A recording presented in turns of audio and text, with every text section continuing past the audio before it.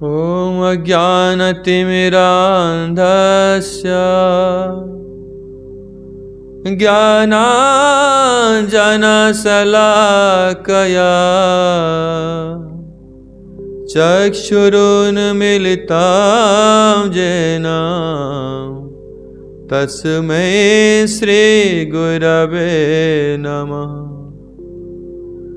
गुरवे गौरचन्द्राय राधिकायैस्तदालये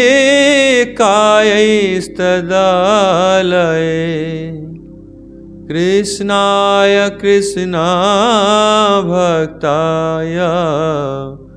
तद्भक्ताय नमो नमः।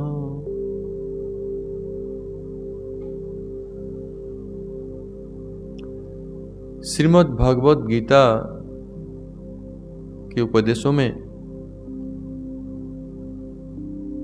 भगवान ने अनन्य भक्ति के संबंध में सर्वत्र व्यक्त किया है। श्रीमद् भागवत गीता में 11 अध्याय में भगवान कृष्ण ने जब अर्जुन को अपना विश्व रूप दर्शन कराया, तत्पश्चात अर्जुन को वो कह रहे हैं कि हे अर्जुन, भक्त्या त्वनन्या शक्य अहमेव विधोर्जुन।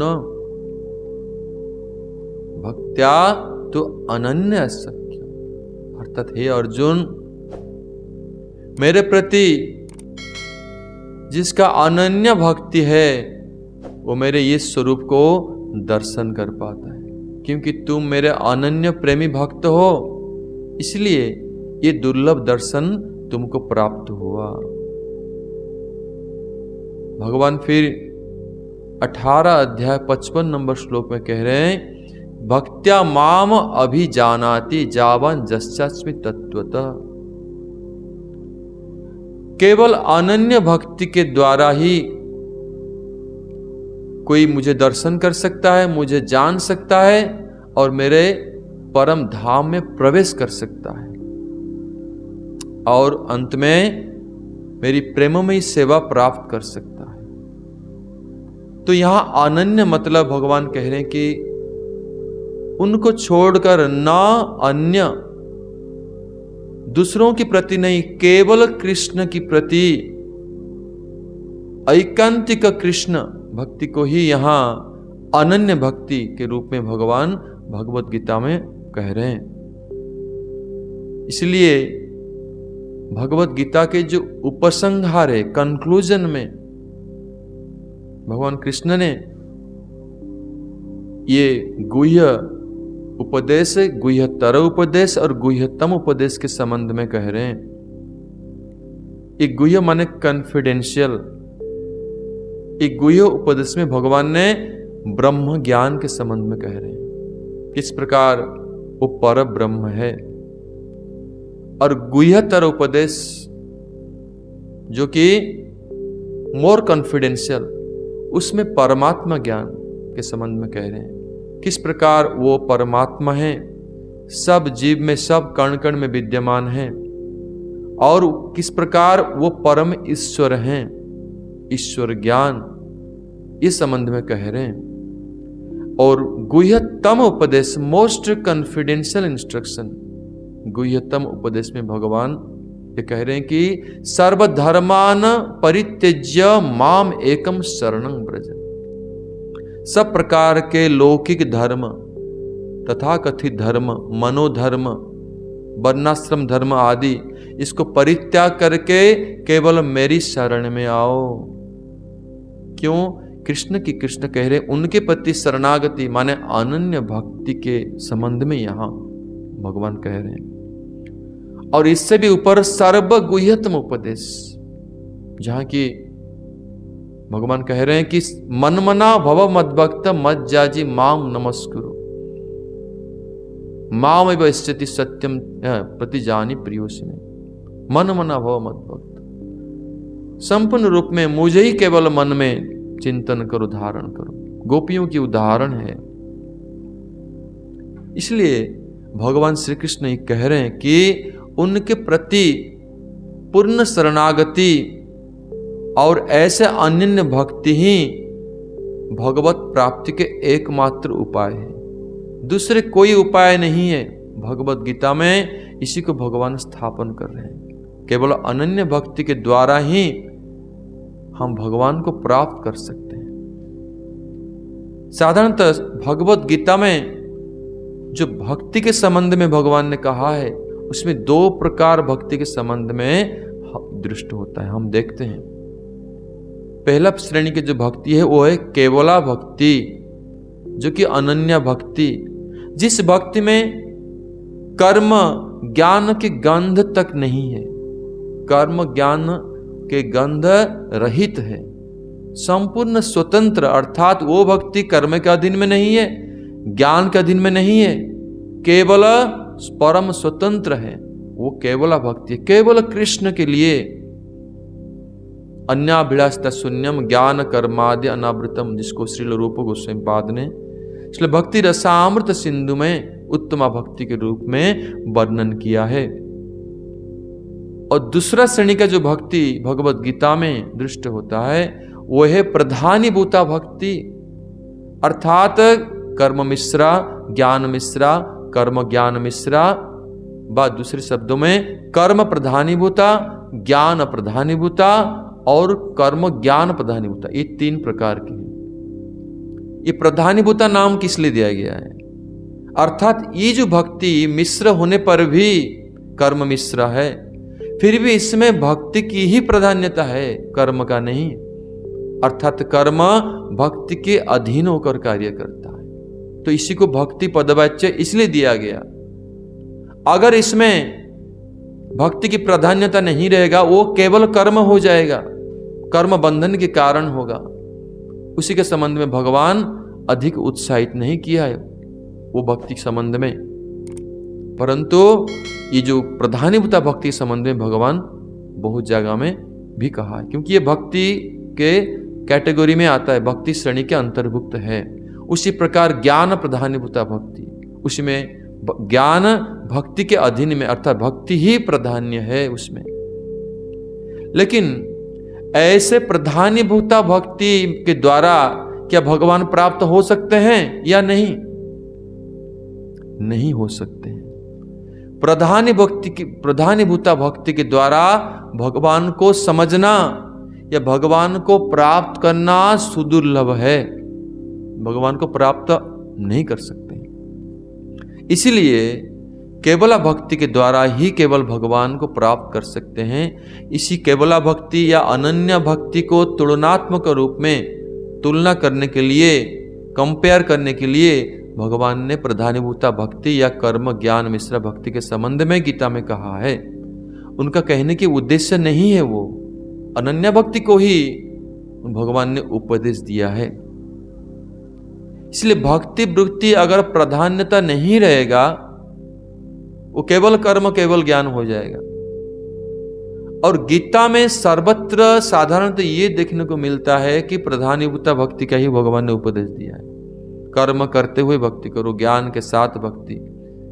लेकिन भगवान ये उपदेश जनरल साधारण रूप में यही दिखाई पड़ता है। लेकिन अगर हम सूक्ष्म रूप में विवेचन करेंगे, जो भगवत गीता के उन्नत श्रेणी के पाठक हैं या उन्नत श्रेणी के भक्त हैं, या जो लोग सद्गुरु वैष्णव के अनुगत्य में अध्ययन या श्रवण करते हैं, वो क्या देखेंगे? वो देखेंगे कि भगवान ने सर्वत्र केवला भक्ति को ही इंगित किया, लक्ष्य किया है सब जगह में। जिस प्रकार दूध के अंदर घी विद्यमान, घी जो है दूध के सार के सार के सार है।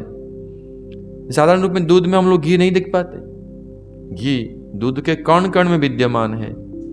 इसीलिए जो ज्ञानी है वो समझ पाता है नहीं, ये घी दूध में सर्वत्र विद्यमान। उसी प्रकार जो उन्नत श्रेणी के भक्त हैं, भगवत गीता के वास्तविक सार को ग्रहण करने वाले सूक्ष्मदर्शी साधक हैं या पाठक हैं, उनको ये दिखाई पड़ेगा कि भगवान केवला भक्ति या अनन्या भक्ति को ही सर्वत्र इंगित किया है।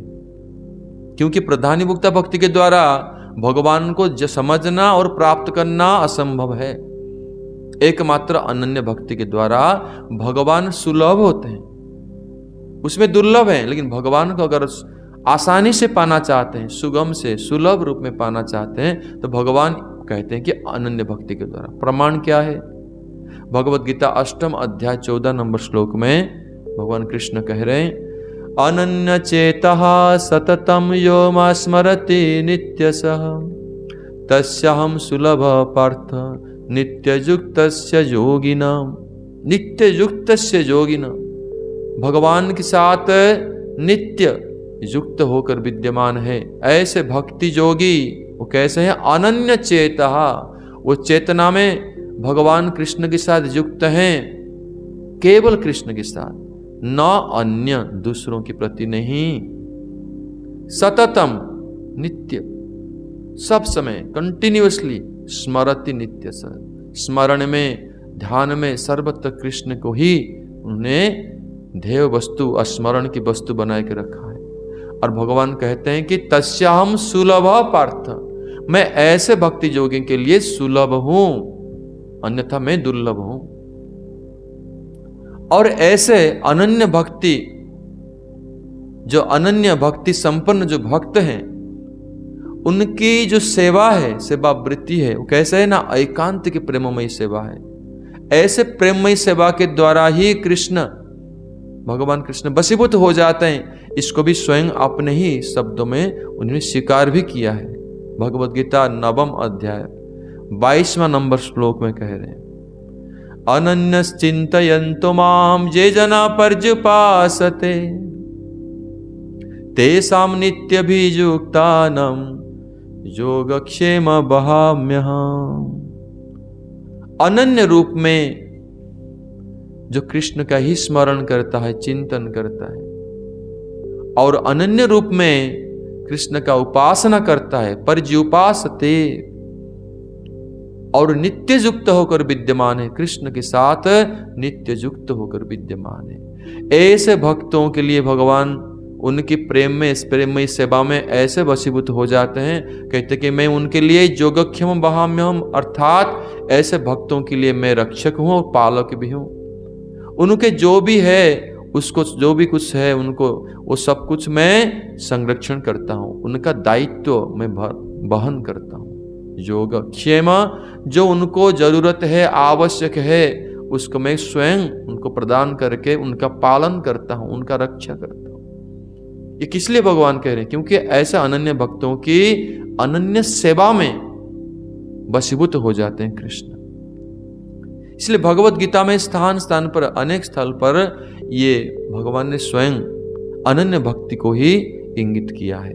एक तो 8 अध्याय 22वां नंबर श्लोक में कह रहे हैं, पुरुषः स परः पार्थ भक्त्या लभ्य स्तुनन्नया। वे परम पुरुष एकमात्र अनन्य भक्ति के द्वारा ही प्राप्त होने योग्य हैं। फिर 9वें अध्याय में 13 नंबर श्लोक में कह रहे हैं, महात्मानस्तु मां पार्थ दैवी प्रकृतिमाश्रितः भजन्त्य अनन्य मनसो ज्ञात्वा भूताद्यमव्ययम्। ऐसे महात्मा जो महान भक्त हैं, वो भगवान की दैवी प्रकृति, जोगमाया शक्ति या उनकी दिव्य शक्ति, वो श्रीमती राधा रानी के आश्रय में रहते हैं। और ऐसे भक्त भजन्ति अनन्य मनुष्य, अनन्य रूप में कृष्ण का ही भजन करते हैं। भजन्ति अनन्य, यहाँ अनन्य शब्द का भी प्रयोग भगवान ने किया है। फिर 11 स्कंद में विश्व रूप दर्शन में भी कहते हैं कि भक्त्या तुनन्या शक्य अहम विधुर्जुन, यहाँ भी अनन्य शब्द कहते हैं। फिर गुह्यतम उपदेश में कहते हैं 18 अध्याय 66वां श्लोक में कहते हैं कि सर्वधर्मान परित्यज्य माम एकम शरणं व्रज, केवल मुझे शरणापन्न, सब कुछ को छोड़ करके। यहां भी भगवान ने अनन्य शरणागति या अनन्य भक्ति को ही स्थापना किया है।